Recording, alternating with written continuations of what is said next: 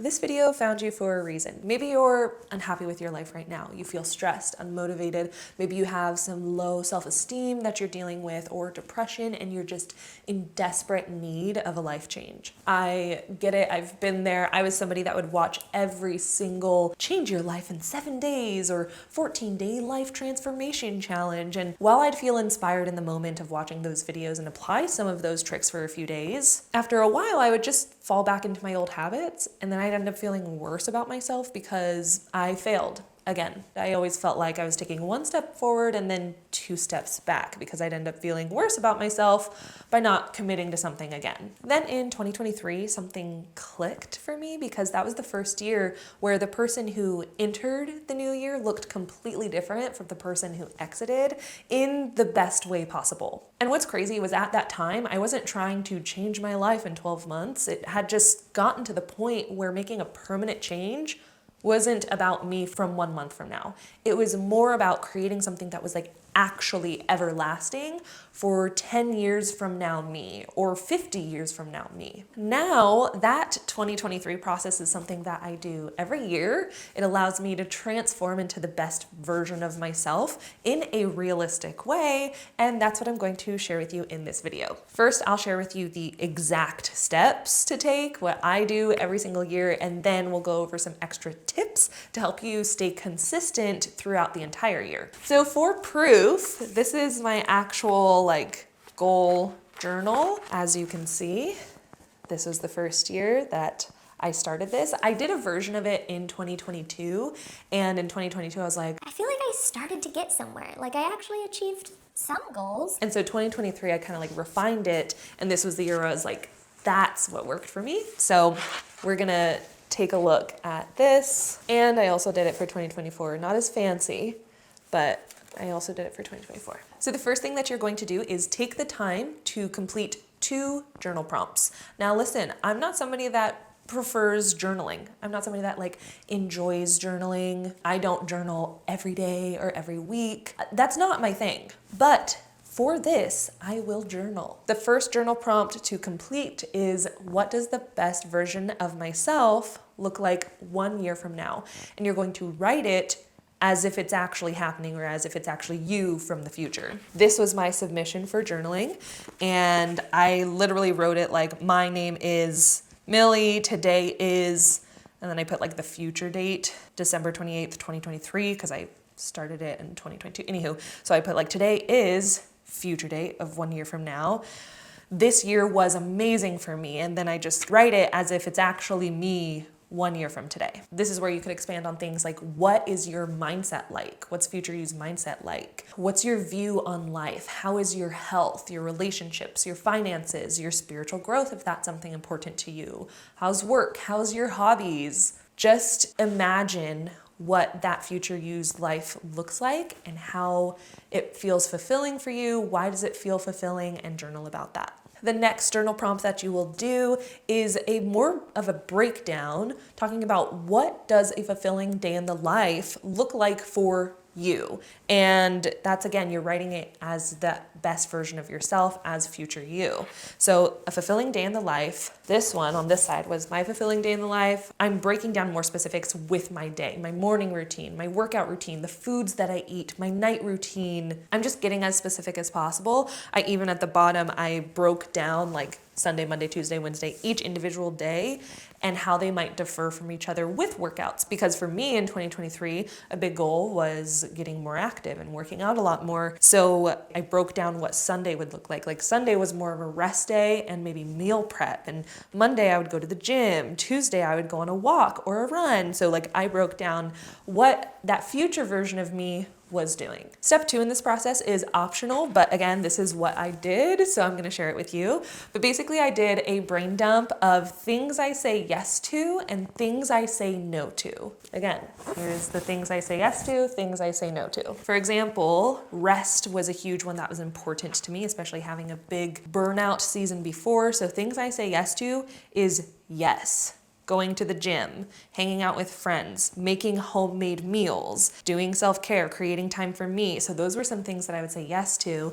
And then some things that I'd say no to are more meetings, because I tend to just, anytime somebody's like, oh, can we get on a call? I was like, yeah, let's do that. and then I'd get exhausted and it wasn't a good thing for me to say yes to at the time. So more meetings, unnecessary projects, eating out, stress disguised as opportunities, staying busy, like just filling up my schedule with things, working on holidays. That was a big one because in 2022, I believe, I think I worked through some holidays and it was the biggest regret. So I'm like, no, we're no longer working through holidays. Let's not do that again. People pleasing. So I just brain dumped some things that I wanted to say more yeses to and then way more no's to. After that, if you chose to do that, your next step is to actually set some goals. These can be personal, business, daily goals, long-term goals, anything. Just brain dump your goals and write them as if they already happened. Using an actual example from my 2023 goals, for a daily goal is I established a morning routine that incorporates water, sunlight, and exercise. So that's something that I wanted to figure out, how can I do this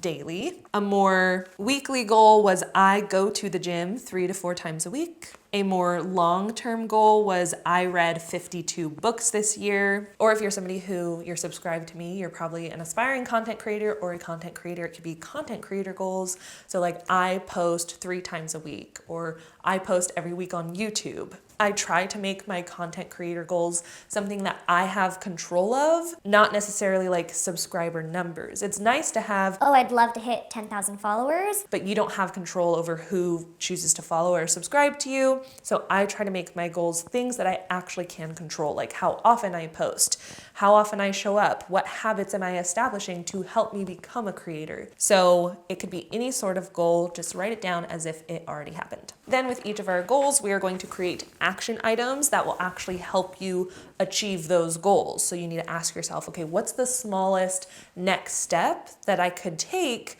to help me move towards that outcome? Again, this is kind of more, you're just brain dumping action items for each goal. You don't have to apply these action items yet. You're just kind of getting into the planner mindset of, okay, if I want to run a marathon this year, what are some steps that I would actually have to take? Okay, maybe that means if the marathon I want to run is in November, maybe I could run a half marathon in August. And then maybe that means my goal would be to run a 10K by May, a 5K by March. So if I'm running a 5K by March, that means maybe first month, January, I am just moving my body, getting out of the door 3 times a week, right? So Monday, Wednesday, Friday, I go on a walk or a 1-mile run. That's it for January. So you're just kind of reverse engineering, breaking things down very tangibly. For my goal that said I read 52 books in a month, I broke that down as like, okay, I'm gonna read 4 to 5 books per month. To help me do that, 2 of those will be audiobooks because those are quicker to get through. One of them will be a self-help book or more nonfiction, and then another one will be like a physical book or a Kindle book that's more for enjoyment. When I said my goal was to establish a morning routine, I wrote down what an ideal morning routine looked like. What were all those little steps that I would have to take? Getting out in the sun, putting on sunscreen, drinking a large glass of water, doing a morning workout, not having my coffee until 90 minutes after I wake up. I just wrote down what a morning routine meant to me. I think where a lot of people go wrong with New Year's goals or just goal setting in general, because you can be watching this video at any time and start today. It doesn't have to be like January 1st or whatever. It could be August 5th, my birthday. So you can watch this video at any time and start today. But I think the biggest misconception that people have when setting goals is like they need more time to do more things, but that's not necessarily true. It's not that you need more time to accomplish more. You just need to set better intentions and be more efficient with your time. And we'll get to how to apply this in an efficient way in a second. Before moving on to that next step, I'm curious what your goals are when watching this video. Like, what are your top 2 or 3 goals at the moment? So write down your top goals as if they already happened. And if you see somebody with a goal similar to yours, let's just start some encouragement down below. If one of your goals is to become a full-time content creator and you're like trying to brain dump action items, but you're not sure what actions to take to help you get there, I do want to let you know I have a 12-month creator plan. Not only do I have a video on my YouTube channel that is how to become a content creator in 12 months, where I literally break things down, but I also have a workbook that goes with that. So you can download the 12-month creator plan to actually follow the steps that are already laid out for you and help you actually become a full-time creator in 12 months. So I will link that below, and I'll also put the video here. The final brain dump that you're going to do before actually applying these goals through our year and taking action is asking yourself, are there any additional habits that I need to add or remove to make these goals happen? What sort of habits in my life, whether that's a daily or a weekly habit, do I need to add or remove to make these goals permanent? This might involve a little bit more self-evaluation or life evaluation of what your life currently looks like and what sort of things you could replace with time-wise. So if one of your goals is to read 52 books, how are you going to do that? Do you need to remove something else that's sucking time? So do you need to remove mindless scrolling as a habit? Maybe that's something you need to write down, is like spend less time on my phone, get specific with it, maybe like limit my screen time down to 30 minutes a day. Just write down any habits that you don't think you've already touched on yet. Then finally, we're going to apply all of our brain dumps, everything that we've written down. All of this is going to come in handy. We're going to apply this to habit layering. I don't know if that's a real term. I may have made it up. I did read the book Atomic Habits, which is a great book, by the way. And if you want a good book to kick off this challenge with, or like this 12 months transformation, definitely recommend Atomic Habits. Right there. Atomic Habits by James Clear. And he talks about like habit stacking, which is different than what I'm going to explain. So for me, habit layering was assigning habits and goals to specific months of the year. I think this was the biggest thing that helped me completely transform my life in 12 months, because I started with like that lowest intimidation habit, or the one that's like the easiest to implement for the first month. And I'm pretty sure like there's a thing where it's like, Oh, it doesn't become a habit unless you do it for like 21 days in a row. you know, something like that.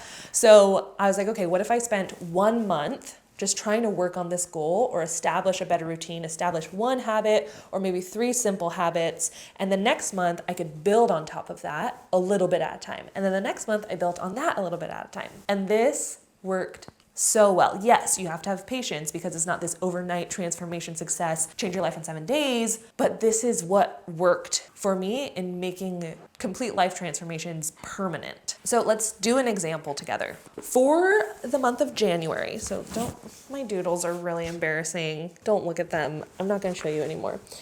For my month of January, for the month of January, we're looking at my main goals.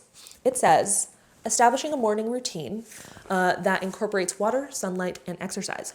When we broke that down into action items, on the next page, we saw that there were lots of things that involve this morning routine. Spending time in the sun, sunscreen, large glass of water, morning workout or walk, no coffee, high protein, blah, blah, blah, blah, blah, blah. Okay? There was a lot of things. It's going to be really hard for me to go from 0 to all of those things overnight.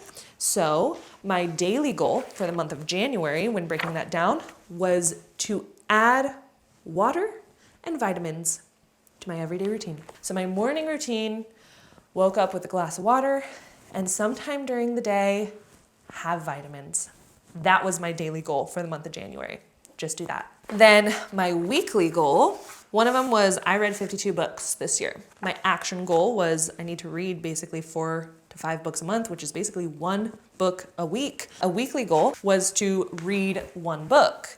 That could be audiobook, it could be physical. Just experiment with like, what do I need to do to try and read one book every week. Then one of my other main goals were to go to the gym 3 to 4 times a week. Going from 0 to 3 to 4 times a week felt like a big deal for me. I don't know if anybody else feels the same way. So instead, my goal for January, so that I could build up to 3 to 4 times a week, my monthly goal for January was just to experiment with movement and find what brings me joy. So I experimented with going on a run, going to a yoga class, going to the gym, like weightlifting, group classes. I just experimented with different movements to see what brought me joy, what I found fun, and what I could look forward to into incorporating into my day-to-day, week-to-week life. Those were my January goals. Was it immediate life transformation where I have a whole new morning, afternoon, evening routine? I'm this it girl who's working out all the time, drinking green juice in the morning and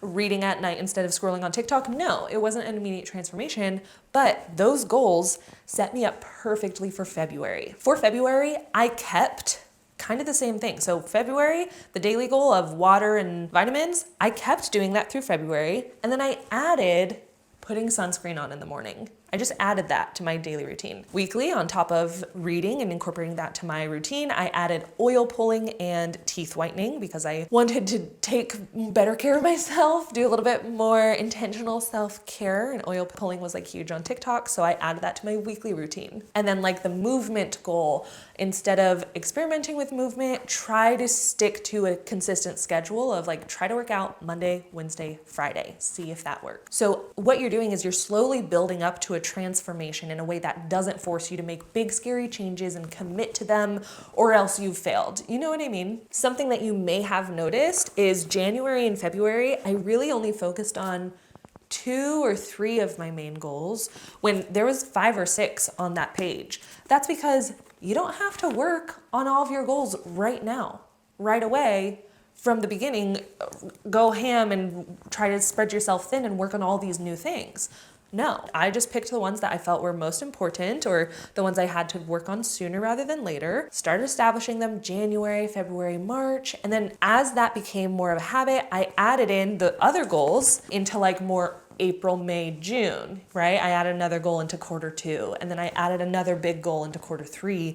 And then by the end of the year, I had completed all of the goals on my list because I knew I didn't have to attack them all at once. Some of them, yes, they layer together, but I was able to have it layer a little bit with that. We're gonna talk about some ways to stay motivated throughout the next 12 months because that is a huge thing of like motivation. How do you stay consistent? We're gonna talk about that. But first, if you've learned something new so far, be sure to give this video a thumbs up because that basically tells YouTube that other people like you will also find this video helpful. If you've learned 2 new things by the end of the video, consider subscribing because that's just a free way to support me and my business so that I could continue to make free content for you. Now let's talk about a few ways to stick to your goals, to stick to applying habits. The first one is to make your habits or your goals visible. There are so many ways to do this. You could do one way, you could do all the ways. One is you could put the goals in your calendar. So if you journaled and you wrote everything down and you kind of broke your goals down or habits into months, go to your calendar on your phone and on the 1st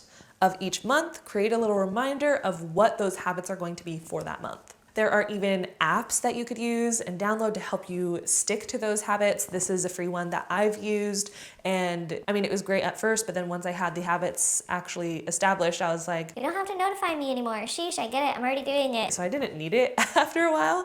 But this was a good one that you could use if you want more of an app that notifies you to remind you about daily habits or weekly habits. You could create a sticky note with your goals for each month, and every month just put that sticky note somewhere visible. Just add it January. When February comes, add the February one, and so you're seeing all of them layer up. You could make vision boards. I like to do vision boards digitally, so every year I create a Pinterest mood board of like what I feel like my vibe would be for that year, and then I turn my favorite pictures into my computer desktop. Go watch any of my other videos where I'm sitting in front of my computer. You will see my vision board for that year, and I also make it a wallpaper on my phone. So try to make these aspirations visible in your day-to-day life. My second tip is to consume what you aspire to be. I think educational content is a great route for this. So if you want to run more marathons, as if I've run a marathon, or if you want to eat healthier, you want to create content, become a content creator,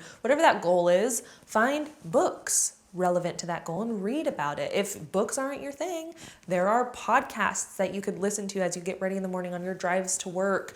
You could watch YouTube videos, hello, of people showing their day in the life as a runner, right? You're consuming the content that you aspire to be like. Social media is a huge way to consume as well. There are some ways that are important to set healthy boundaries. So sometimes consuming other people's content might make you feel worse about where you are. So set those healthy boundaries, unfollow who you need to unfollow the people that make you feel worse about yourself. If a specific video shows up on your For You page, whether that's on Instagram or TikTok, you could literally hold on down the video. It might be a different feature for each platform, but you could literally say, not interested on the video so that TikTok won't show you future videos like that. So just start setting those boundaries on social media if you're somebody who does consume a lot of social media. Find creators that excite you and inspire you. I try to stay as active as possible. Again, even if that's just 2 or 3 times a week, whatever I could realistically stick to. I consume creators like Nick Bear here on YouTube.